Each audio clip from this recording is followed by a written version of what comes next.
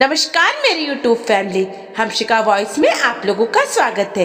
आइए सुनते हैं फिर से एक नई कहानी। तो पापा कैसा लग रहा है आज? आपकी गुलामी का आज अंतिम दिन है। कल से आप पिंजरे से आजाद पंछी के भांति आकाश में स्वच्छंद विचरण करने के लिए स्वतंत्र होंगे। आरोह नाश्ते की मेज पर भी पिता को अखबार में डूबे देखकर बोला था, कहाँ बेटा, जीवन भर पिंजरे में बंद रहे पंछी के पंखों में इतनी शक्ति कहाँ होती है कि वो स्वच्छता विचरण करने की बात सोच सके। अरविंद लाल मुस्कुरा दिए थे। पिछले 35 साल से घर से सुबह खाने का डिब्बा लेकर निकलने और शाम को लौटने को ऐसी आदत पड़ गई थी कि रिटायर शब्द से भी डर लगता था। कोई बात नहीं पापा, 1-2 दिन बाद आप अपने नए जीवन का आनंद लेने लगेंगे, कहकर आरोह हंस दिया। मैं तो नई नौकरी ढूंढ रहा हूँ, कुछ जगह पर साक्षात्कार भी दे चुका हूँ, मुझे कोई पेंशन तो मिलेगी नहीं।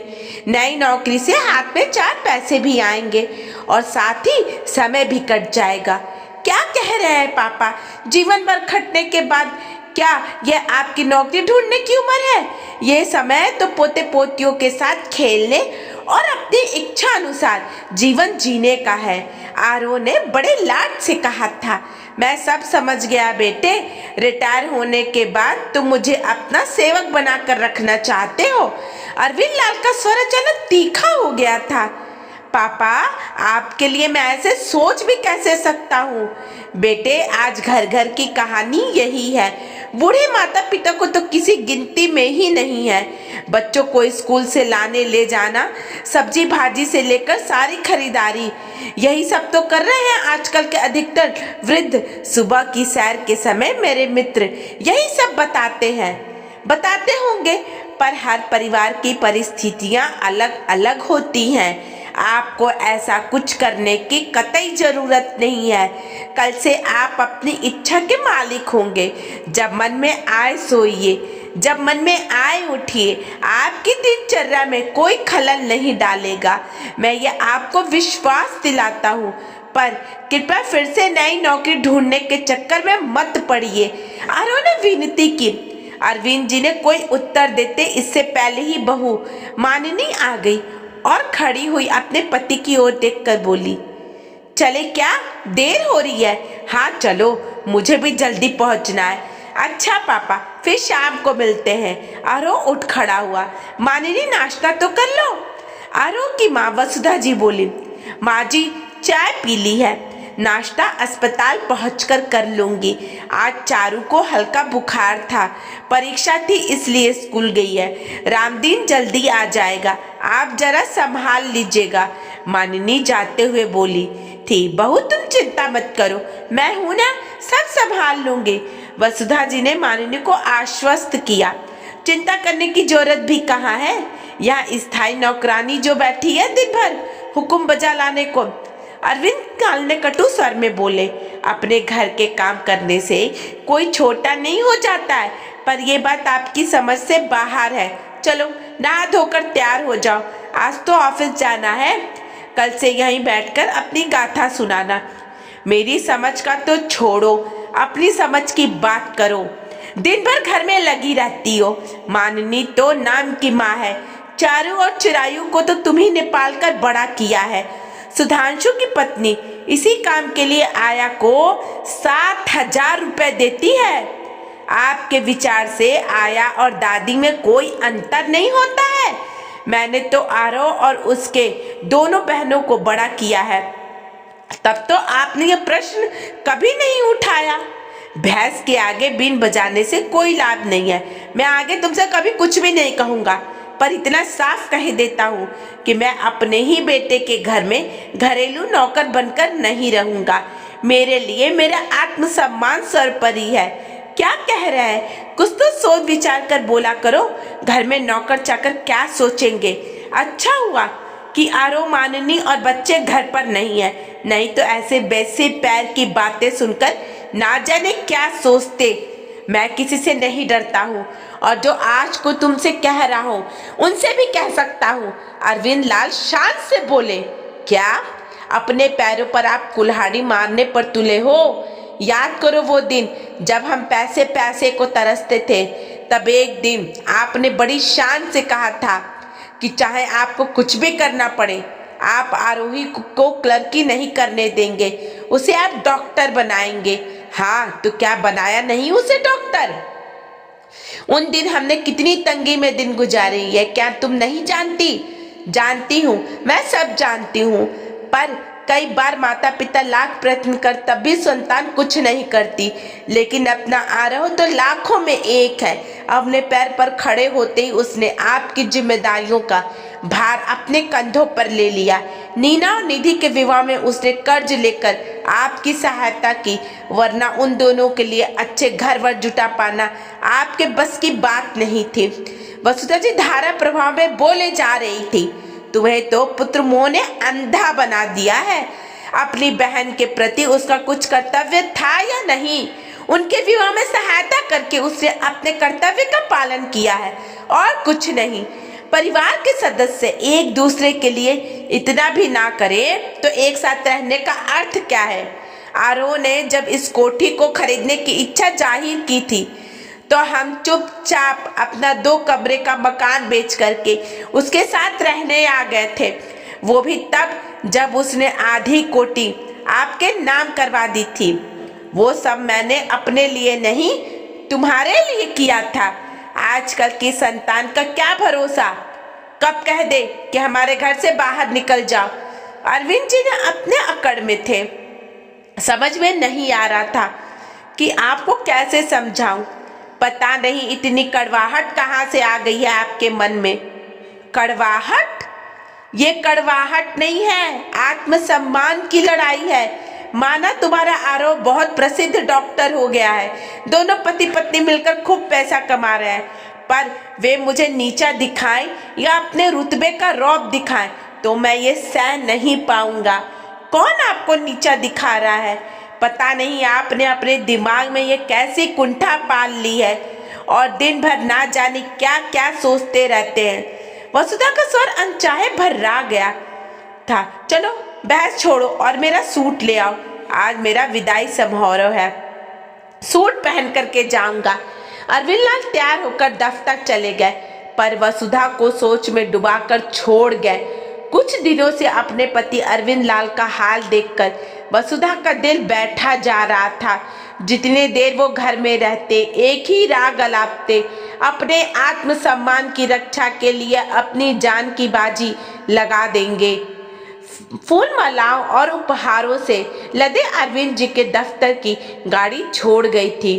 उनके अफसरों ने भी उनकी प्रशंसा के पुल बांध दिए थे।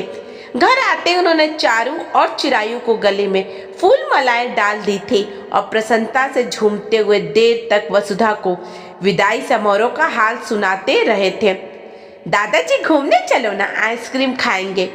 उन्हें अच्छे मूड में देखकर बच्चे भी जिद करने लगे थे। कहीं नहीं जाना है, चारू को बुखार है।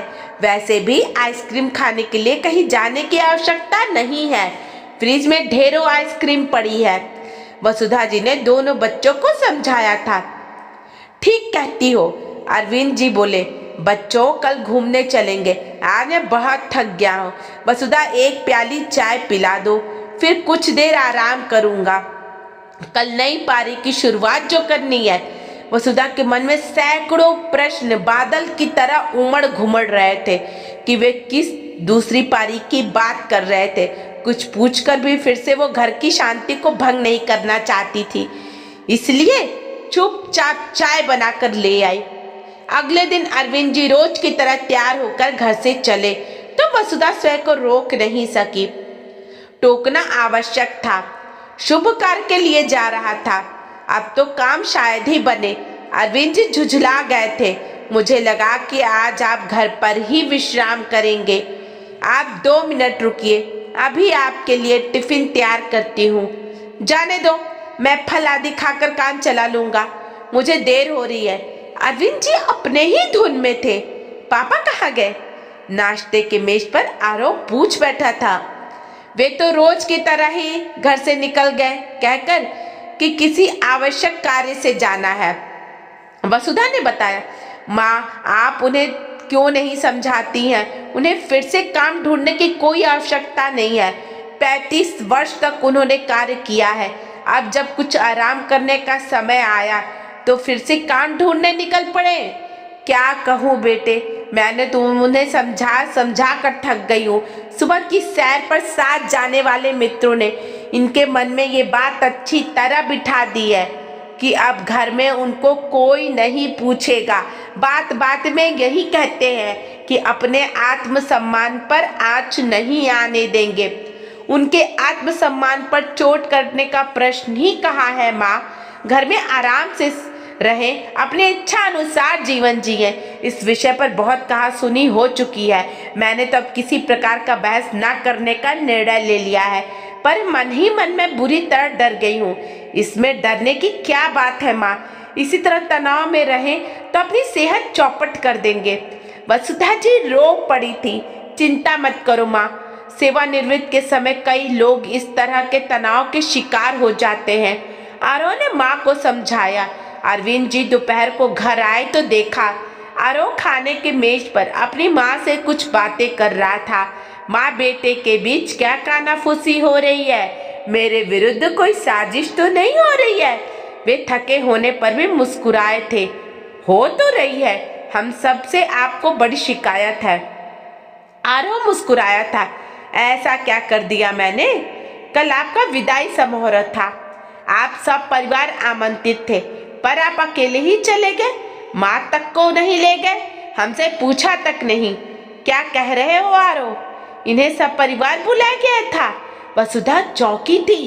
पूछ लो ना, पापा सामने ही तो बैठे हैं। मुझे तो इनके सहकर्मी मनोज ने आज सुबह अस्पताल आने पर बताया। इन्हें हमारी भावनाओं की चिंता ही कहाँ है। वसुधा नाराज हो उठी थी। बात ये नहीं है, मुझे लगा आरव और मननी इतने नामी गिरामी चिकित्सक है, वो मुझ जैसे मामूली क्लर्क की विदाई समारोह में क्यों आएंगे? वसुधा सदा पूजा पाठ और चारों व चिरायों के साथ व्यस्त रहती है, इसलिए मैं किसी से कुछ कहे सुने बिना अकेले ही चला गया था। यद्यपि हमारे यहाँ विदाई समारोह में सब परिवार जाने की परंपरा है। अरविंद जी ने क्षमा याचना पूर्ण स्वर में बोले थे। आपकी समस्या ये है पापा कि आप सब कुछ अपने ही दृष्टिकोण से देखते हैं। खुद को बार बार साधारण क्लर्क कहकर आप केवल स्वयं को नहीं, मेरे पिता को अपमानित करते हैं, जिन्होंने इसी नौकरी के बलबूते पर मेहनत और ईमानदारी से अपने परिवार का पालन पोषण किया है। साथ ही आप उन हजार लोगों का अपमान भी करते हैं जो इसी तरह की नौकरियों से अपनी जीविका कमाते हैं। आरोप का आरोप सुनकर कुछ क्षणों के लिए अरविंद जी ठगे से रह गए थे। कोई उनके बारे में इस तरह भी सोच सकता है, ये उनके लिए एक नई बात थी। उनके आंखों से आंसू टपकने लगे। क्या हुआ पापा, आप रो क्यों रहे हो? तभी नीना और निधि आ खड़ी हुई थी। मैं क्या बताऊं, पापा से ही पूछ लो ना। आरोह हंसा था, पर अरविंद जी ने चटपट आंसू पोंछ लिए थे। तुम दोनों कब आई? उन्होंने नीना और निधि से अचरज से पूछा। ये दोनों अकेली नहीं, सब परिवार आई हैं, वो भी मेरे निमंत्रण पर। कल कुछ और अतिथि भी आ रहे हैं। क्या कह रहे हो? मेरी समझ में तो कुछ भी नहीं आ रहा है। कल कौन सा पर्व है? कल हम अपने पापा के रिटायर होने का फंक्शन मना रहे हैं। ये सब क्या है? हमारे परिवार में इस तरह का किसी आयोजन की कोई परंपरा नहीं है। परंपराएं बदली भी जा सकती हैं। हमने कल की पार्टी में आपके सभी सहकर्मियों को भी आमंत्रित किया है। नीना, निधि, इनके हाथों से ये फाइल ले लो। पूछो आज दोपहर तक कहाँ भटकते रहे।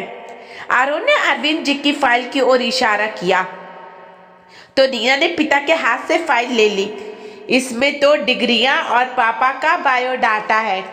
ये क्या पापा, आप फिर से नौकरी ढूंढ रहे हो? नीना और निधि आश्चर्यचकित पास आ खड़ी हुई थी। फिर चलो, चाय नाश्ता लग गया है। तभी मननी ने आ करके सबका ध्यान बटाया। लाओ, ये फाइल मुझे दे दो, मैं इसे ताले में रखूंगा। आरोह उठते हुए बोला। चलो उठो, मुंह हाथ धो लो, सब चाय पर प्रतीक्षा कर रहे हैं। वसुधा जी ने भरे गले से कहा, इतना सब हो गया और तुमने मुझे हवा भी नहीं लगने दी। अरविंद जी ने उल्हाना देते हुए पत्नी से कहा, मुझे कहाँ पता था? मुझे तो कोई भी कुछ भी बताता नहीं है, ना तुम ना तुम्हारे बच्चे, पर मेरे आत्मसम्मान की चिंता किसे है भला? वसुधा नाटकीय अंदाज में बोली। अरविंद बाबू सोचते रह गए थे कि वसुधा शायद ठीक ही कहती है कि परिवार की धुरी ही वह, पर कभी किसी बात का रोना नहीं रोया। ये तो केवल वही थे जो आत्मसम्मान के नाम पर इतने आत्मकेंद्रित हो गए थे कि कोई दूसरा नजर ही नहीं आता था। ना जाने मन में कैसी कैसी कुंठाएं पाल ली थी उन्होंने। दोस्तों, आपको कहानी कैसी लगी? अगर अच्छी लगी तो कहानी को लाइक कमेंट शेयर कीजिएगा और चैनल पर ही है तो चैनल को सब्सक्राइब कीजिएगा। धन्यवाद।